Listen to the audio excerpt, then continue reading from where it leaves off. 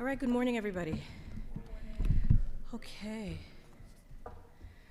As you all know, yesterday, President Biden had a packed day, meeting with Prime Minister Sunak, speaking about the importance of the Good Friday Agreement and the peace and stability it has brought, and our readiness to build on those gains by supporting Northern Ireland's vast economic potential so that peace leads to prosperity for all communities. President Biden then flew to Ireland and, as you all saw, had the time of his life in County Louth last night, where he had the chance to meet so many Irishmen and speak about the close ties between American and the Irish peoples. Today, the President will have several engagements focused on strengthening those close bonds between America and Ireland, meeting with President Michael Higgins of Ireland and participating in a tree planting ceremony and ringing of the peace bell. After that, the President will meet with Taoiseach Leo Varadkar, of Ireland and attend a youth Gaelic sports demonstration. In the afternoon, the President will address a joint session of the Irish Parliament about the U.S.-Irish cooperation to advance democracy, peace, security, and prosperity, as well as the deep shared history between the U.S. and Ireland. And then tonight, President Biden will attend a banquet dinner hosted by Taoiseach at the historic Dublin Castle. With that, I'd like to open it up to questions, and I'm joined by Amanda Sloat, our Senior Director for Europe, who can take any trip-related questions at the top, and when she is done, I'm happy to stay a little longer and take any domestic questions that you may have. Amanda? Thanks, Karine, and good to see everybody again. As she said, happy to talk about anything related to the trip, and then we'll leave all of the hard stuff to her. After I saw all of you yesterday, the President had a great day in Northern Ireland, and everyone's feeling really good about that stop. In addition to the meeting with the Prime Minister, he, of course, gave a major address at Ulster University, and I think all of you were there. It was a very positive reception. We've gotten incredibly positive feedback from all communities and political sides there. I think a really important message for the President to be able to deliver to the people of Northern Ireland. And then also, as we had talked about yesterday, he had the opportunity to engage with the political leaders and some of the other dignitaries, as well as the actor James Martin, who was there as well before the speech. So happy to answer any other questions about the trip, and then we'll turn it back to Karine. Any questions? Go ahead, Colleen. Has there been any indication on how the President's Get Back to Work message went down with the DUP? You met with him before and then gave the speech. Like I said, all of the feedback that we've heard from all channels in response to the President's message yesterday was incredibly positive. So he had the opportunity to speak with Jeffrey Donaldson, with the other leaders of the political parties in advance of the speech, and then deliver his message publicly, where I think, as we talked about yesterday, he was very clear on where he saw things going. And like I said, everything that we have heard back through various government channels and also directly has been very positive and receptive to the messages he laid out. Go ahead, Any new policy announcements we should expect today in the meetings with the Taoiseach or in the speech today? Is there anything we should expect? I think the President obviously had a good conversation with Taoiseach Varadkar when he was in Washington a couple weeks ago for St. Patrick's Day. It'll be a good opportunity for him to connect with him again. He's met with President Higgins twice, 2016 when he was here as Vice President, again in 2017 when he was here on a private trip. I think in the meetings, I am sure they will have a good discussion about the situation in Northern Ireland. I'm sure they'll both be interested in hearing what the President's impressions were based on his visit yesterday. The President will be very interested in hearing from both of them how they see the situation and developments there. Ukraine is something I expect will be high on the agenda in both of those meetings, as we talked about a bit yesterday, given Ireland's participation in various aspects of U.S. support for Ukraine on the humanitarian assistance side, on the imposition of sanctions, as well as what Ukraine is doing on the security assistance piece. And then in the President's speech to Parliament, I think he'll be doing a couple of things. One, I'm sure he'll be reflecting on the long, close, and shared history between the United States and Ireland. Second, he'll be discussing the areas in which we partner closely today, including Ukraine. Ireland, for example, is very active in peacekeeping missions around the world. Both of our countries have a very vested interest in what's happening in Northern Ireland, and then also setting out a shared vision for the future.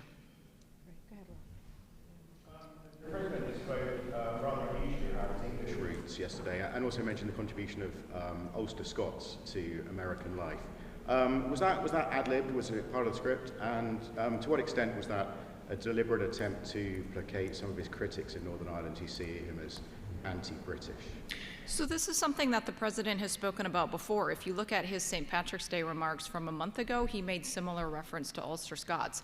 I think the president is very aware when we are talking about immigration from the island of Ireland. That includes people from coming both from the north and the south. And so this is something that he has spoken about before, including very recently, as recently as a couple of weeks ago, and then also more broadly in speaking about his heritage, which, as he said, includes both English and Irish elements. But yesterday morning with questions about whether he was anti-British, hated British, and then it came up in the speech. It looked like that might have been a specific response to the conditions in Northern Ireland that he encountered. I think, like I said yesterday, we were coming with a very even-handed and balanced message, and I think if you look at the president's own track record, he has a history of engaging with unionist and nationalist leaders, of British and Irish leaders, and so I think that's what the president's track record reflects, and I think that's what his remarks yesterday in his speech reflected. Anybody on the Zoom have a question? No. I see a few folks on. Okay. Altanello?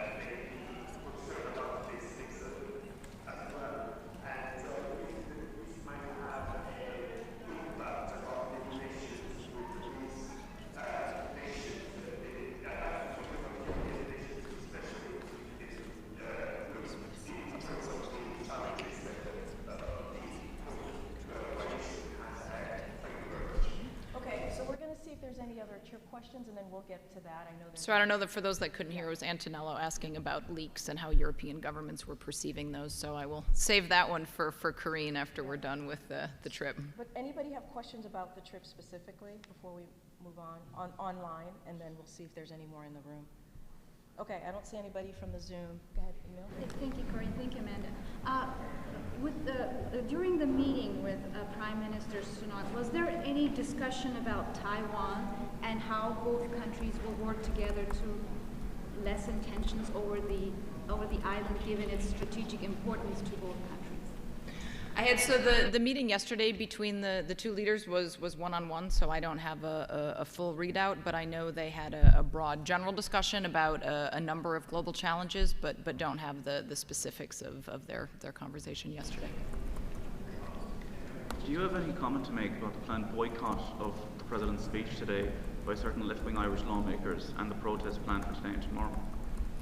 So what I can speak to is how the president is approaching today's events. I think, as Karine said at the top, he has received an incredibly warm welcome here in Ireland. He is very much appreciative of the invitation to address the Houses of Parliament today, is looking forward to touching base with the leaders of Ireland's main political parties ahead of his address, and then is looking forward to what really is a historic opportunity for him to set out his views to the Irish people and to the Irish legislature. I know you said you didn't get a full readout on the Sunak meeting, but do you know if anything about the security of classified intelligence came up in that meeting? I'll take that, JJ, when she's done. And then also, the biggest Northern Ireland Unionist Party was pretty emphatic in dismissing the president's remarks. Two things. Can you say whether you think his remarks at the university did make any sort of progress in the impasse, and if not, why not? I don't know who from the largest unionist party was emphatic in dismissing, because the feedback that we have gotten, like I said, from political parties, from political leadership, and from government was universally positive across the board. Like I said yesterday, the president was coming as a friend, as a supporter, as an encourager, and came in very much wanting to set out some top messages, setting out the support of the United States, a recognition of the progress, and then really a reminder, especially for the young people in the business community, about what a very positive, forward-looking vision could be. And I think the feedback we have heard from everybody, including the students in the audience to the political leaders who were there, was that the president's remarks really hit the mark. And so I think he achieved what he set out to do. Okay. And then on the comment about black and tan, the rugby comments that has got some attention in Europe, was he aware that he misspoke there when he was? I think for everyone in Ireland who is a rugby fan, it was incredibly clear that the president was talking about the All Blacks and Ireland's defeat of the New Zealand team in 2016. Did he realize that right after he said it? Do you know? I think it was clear what the president was referring to. It was certainly clear to his cousin sitting next to him who had played in that match. All right. Okay. Anybody else? Oh, go ahead. Go back and we're going to wrap it up. Hi, Dominic Wagner, Sky News.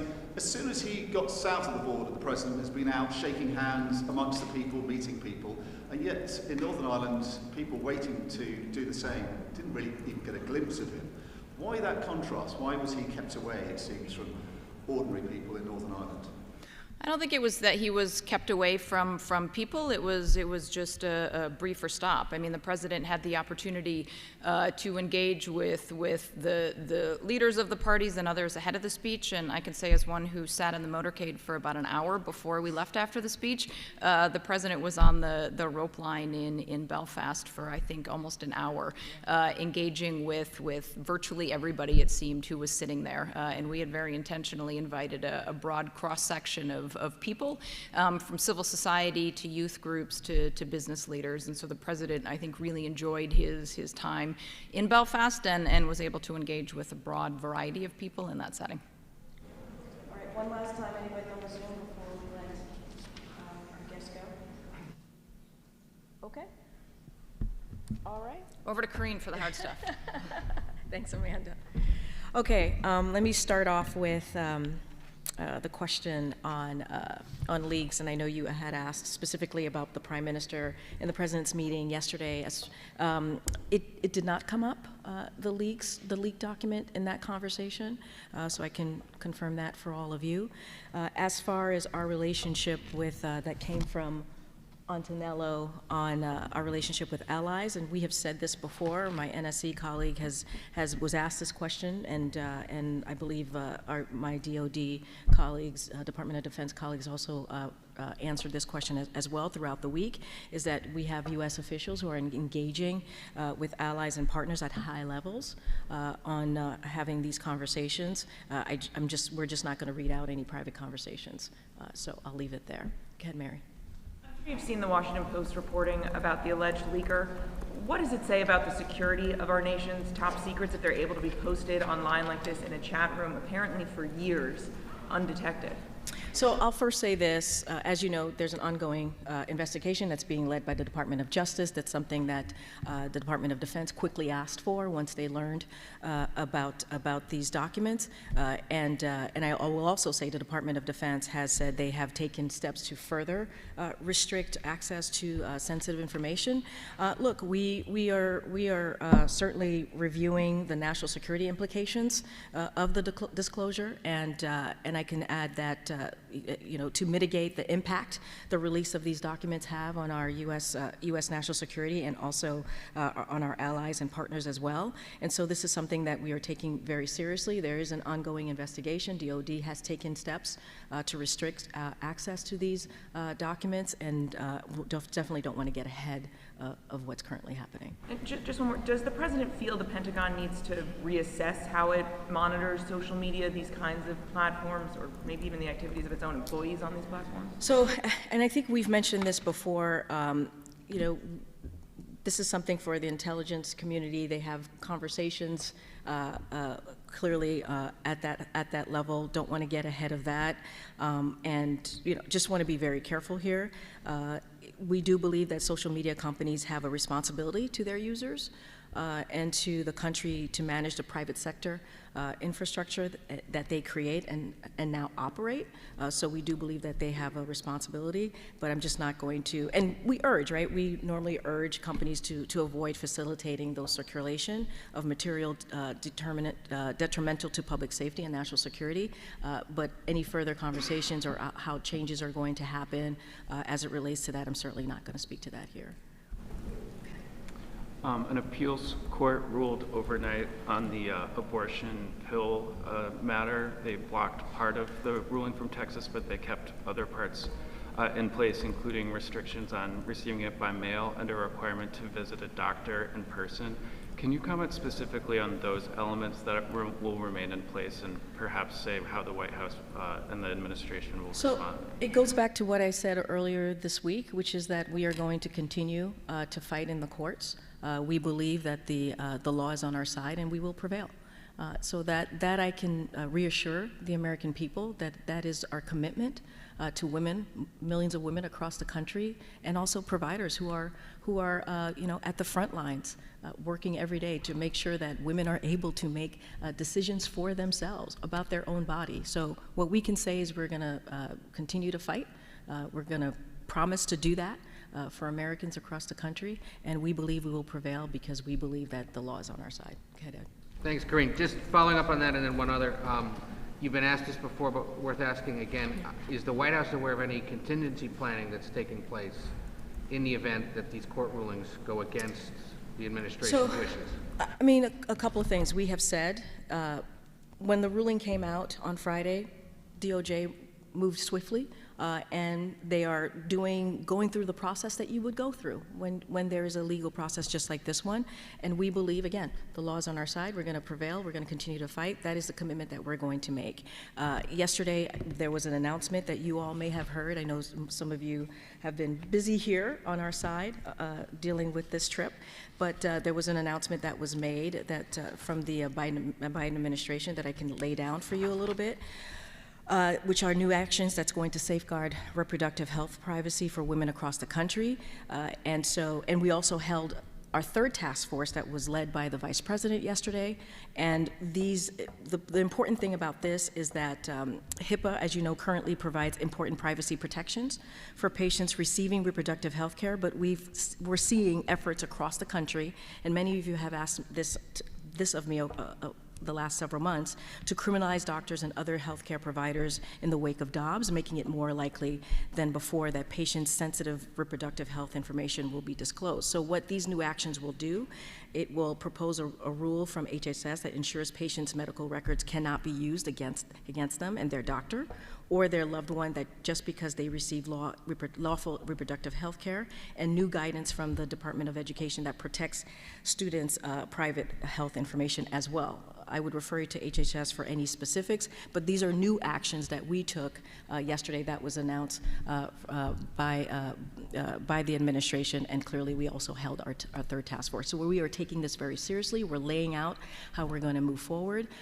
When the Dobbs decision came out in June, as you saw and you all remember, the President came out with 2 executive actions to show our commitment, again, to protecting women's reproductive health care. One other, overnight, Senator Feinstein asked that the Democratic caucus temporarily appoint somebody else to the Judiciary Committee in order to help with the backlog of judicial nominees.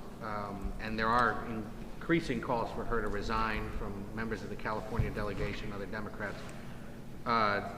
First, to her decision to temporarily step down, what does the White House make of that? And the broader calls for her to step down. So as it relates to the committee, I will say that the President, is deeply appreciative of her support for his extraordinary, qualified, and diverse nominees. So that is something that he is thankful to her for. What I will repeat is that the President and the First Lady wish Senator Feinstein the very best and a speedy recovery.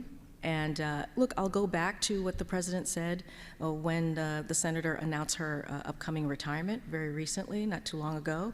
And he talked about her late husband, Richard, and how he became very close friends with her late husband, Richard, and clearly the senator, and really appreciated how they've worked together very closely during his time as senator. And they worked closely on the 1994 crime bill, and clearly other important issues that matter to the American people. And he truly respects and appreciates her commitment to public service. I just don't have anything else to add to that. About the leaks, how bad is it? Well, as I mentioned, there's a DOJ review right now, so I'm not going to get ahead of that review. Again, when DOD learned about this, they quickly asked the Department of Justice to step in and to review and to look into the process. Just not going to get ahead of it. But we've also have said that, of course, we are concerned about the potential national security risk. We've been very clear about that from the White House, from the Department of Defense. But again, there's a review going on, so I just don't want to get ahead of that. So this Afghanistan report last week found that the intel was bad there, and now some more reliable intel is leaking out. Is President Biden satisfied with the people who are handling American intelligence? So what I'll say is, again, DOJ is reviewing these documents. We cannot speak to the validity of these documents. So want to be careful that we don't get ahead, because the way that you're asking me the question is asking about the kind of goes into the specifics of the documents, which I cannot do from here. DOD is certainly they've announced that they're taking steps to further restrict access to these sensitive information, and we're going to let DOJ move forward their process. You said that social media companies have a responsibility to prevent this kind of stuff from circulating. Would President Biden meet with Elon Musk to talk about social media company responsibilities? I don't have any meetings to read out to you. Obviously, this is something that the intelligence community is going to they're the ones who can speak to this more. But I'm just not going to speak to that as it relates to classified information. And one more. The Federal Reserve economists are now predicting a recession starting this year. Is President Biden going to do anything differently to try to head that off? Well, as you know, and you've heard me talk about this, our economy, because of what the president has put forth, his economic policy that makes sure that we don't do trickle-down economics, that we have an economy, that grows for everyone, from the bottom up, middle out, that does not leave anyone behind. And we're seeing the success of that, of his plans. And recent economic indicators are not consistent with a recession or even a pre-recession. And you can just look at the data. 12.5 million jobs have been created since he took office. 12.5 million jobs. We've gained all the jobs lost during the pandemic and created 3 million more jobs. And so unemployment is a near 50-year low, and black unemployment is at a record low. Annual inflation has fallen over the last 9 months. Wages are higher than they were 9 months ago. Incomes are up, and consumer spending is strong. Those are the indicators that show us that we are not headed to a recession or a pre-recession. That is because of the work that this president has done over the last 2 years. I'm going to also see, but go ahead. NPR said yesterday it's going to be quitting Twitter, Karine, over this label that they are state-affiliated media. Wondering if the White House has any comment on both the label that was put on them and their decision to leave the platform. So look, media outlets and social media companies are going to make their own independent decisions about where to share their content. Moderation and where to share that content. So that is up to them. We're certainly not going to comment on that, and so I'll just leave it there. But how about the characterization of them as state-affiliated media? Again, I'm not going to comment on Twitter's content moderation, but I will say this as it relates to NPR: it is an independent news organization. That is clear. If anyone were to follow their coverage, it is clear that they are indeed an independent news organization. So I'll leave it there. I can't tell if anybody's on. It went dark. Oh, we got to wrap it up. Okay. Oh, go ahead. I know you say you don't want to speak to the validity of any of these documents that have been leaked, but the New York Times has new reporting about a level of dissent and infighting among Russian officials over the conflict in Ukraine. I wonder if you can speak to whether that assessment is one that is viewed as accurate within the administration, or what that potential disunity within, if you could just broadly speaking, what this kind of dissent within the government might mean towards the future of the Ukraine conflict. So look, these slides contain sensitive information. We are aware of that, and we have said that. And because of that, I'm just not going to speculate, get ahead of the review or the investigation that's currently ongoing, or even potential outcomes on the battlefield. I want to be very, very careful, and so I just have to leave it there. Part of the reporting about how these documents have become public speaks to the fact that they were appearing in more obscure corners of the internet on, channels of Discord that were reserved for gaming and the like.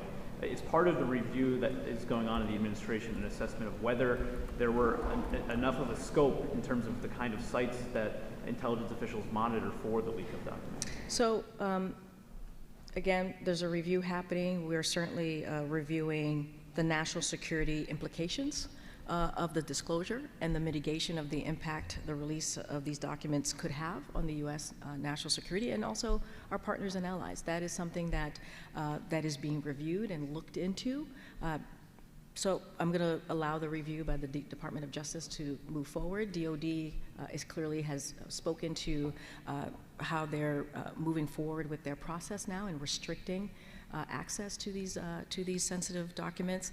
Just not going to get into it, but of course we're going to look into it because we think this is incredibly important. And if I can, one last question. I mean, the post-reporting about the individual and the sort of conversations within this channel is quite extensive. Can you say whether the review that's going on within the administration knows as much as the Post seems to know about this issue? I'm just not going to comment on that, on the Post story. Okay, I think we have to, do we have anybody online? Okay, so we have to wrap. We have to wrap. I'm sorry. Incident between a British aircraft and a Russian aircraft in September. One of the leaks seems to reveal that it was much more serious than we think, that if the Russian missile had not malfunctioned, the British plane would have been shot down. What does that say, do you think, about the risks of escalation in this conflict? With the risk with escalation with us and Russia, or in general?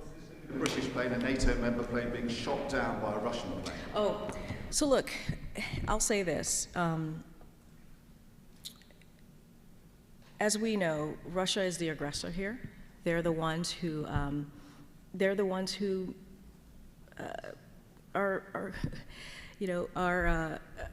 started this war, right? Started this war with Ukraine, and this war can end today. It can end today if Russia would just leave. And what we have seen over the last year is the Ukrainian people fighting bravely to protect their democracy, to protect their sovereignty. And what you have seen from NATO, what you have seen from the West, is a strong collaboration, a commitment to making sure that Ukraine gets what they need when it comes to security assistance, when it comes to making sure that they're able to fight on the ground. And that's what we have seen. And so that is our commitment, and the U.S. is going to continue to commit to the Ukrainian people to do everything that we can to make sure that they have the assistance on the ground to fight for their freedom. I won't say more than that. Thank you.